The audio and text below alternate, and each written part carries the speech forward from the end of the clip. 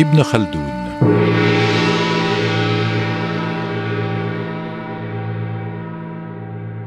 Il est né dans un monde en mouvement, un monde de chute et de renaissance, de dynasties éphémères, de cités brillantes puis oubliées.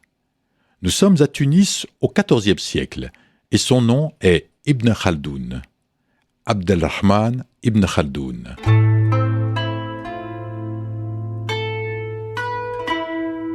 Très tôt, il comprend une chose essentielle. L'histoire ne se raconte pas, elle s'explique. Issu d'une grande famille andalouse exilée, il grandit avec la mémoire des mondes perdus. Grenade, Séville, Cordoue.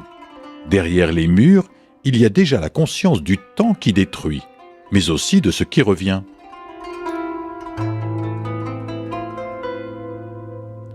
Ibn Khaldoun étudie tout, le droit, la théologie, la langue, la politique.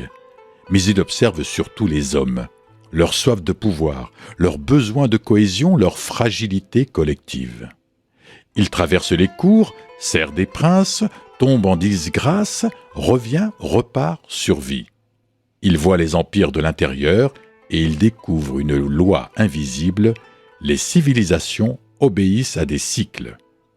C'est dans le retrait, presque l'exil volontaire, qu'il écrit son œuvre majeure, la Muqaddima, un livre qui ne raconte pas les événements, mais les mécanismes. Ibn Khaldoun forge alors un concept révolutionnaire, l'azabiyya, la force du lien social. Cette énergie collective qui fait naître les États et dont l'épuisement les condamne.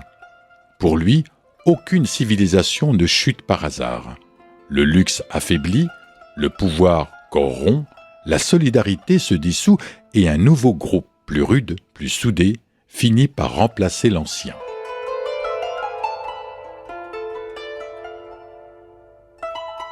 Ce qu'il écrit au XIVe siècle ressemble étrangement à notre monde moderne. Il parle d'économie avant les économistes, de sociologie avant les sociologues, d'histoire critique avant l'histoire scientifique.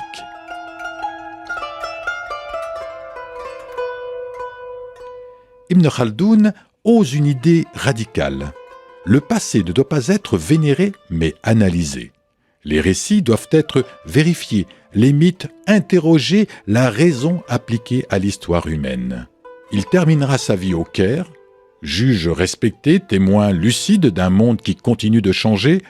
Il rencontrera même Tamerlan, face à face avec la violence de l'histoire qu'il avait théorisée. Ibn Khaldoun meurt, mais sa pensée demeure. Chaque fois que l'on cherche à comprendre pourquoi les sociétés s'élèvent et s'effondrent, chaque fois que l'on relie économie, politique, culture et psychologie collective, chaque fois que l'on refuse les explications simples à des réalités complexes, alors sa voix traverse les siècles et nous rappelle ceci. Les civilisations ne meurent pas d'un ennemi extérieur, mais de l'oubli de ce qui les a fait naître.